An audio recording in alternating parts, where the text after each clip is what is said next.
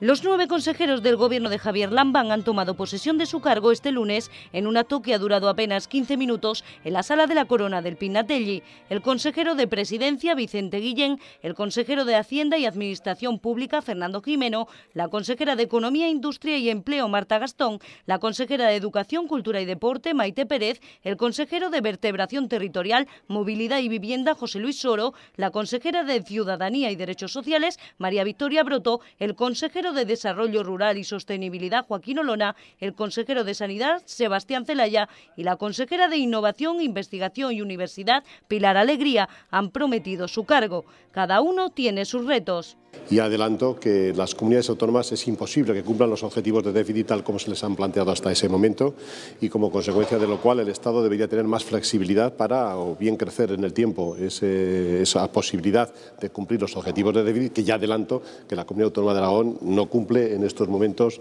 de ninguna manera. Y yo no creo que esté en condiciones de cumplir ni siquiera de aquí a fin de año. Lo que vamos a hacer es adaptar, y estamos ya hablando con los directores de los centros y mandaremos una circular para adaptar el currículo para que el día 13 en la matrícula las familias y los profesores sepan a qué atenerse. Mi objetivo es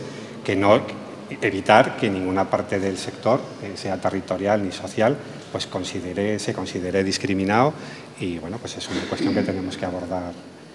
con la mayor celeridad posible. El presidente Javier Lambán ha hecho un discurso en el que les ha advertido del trabajo que se les viene encima, donde deberán poner por encima de todo las prioridades y necesidades de la gente. El principio que regirá las actuaciones del Ejecutivo que hoy empieza a andar es la situación de las personas, la situación de las preocupaciones, de los anhelos, de los desvelos de la gente en el centro absoluto y exclusivo de nuestra tarea. Tras la toma de posesión se ha celebrado el primer Consejo de Gobierno, eso sí, informal, en el que se ha abordado la situación del incendio en la Sierra de Luna.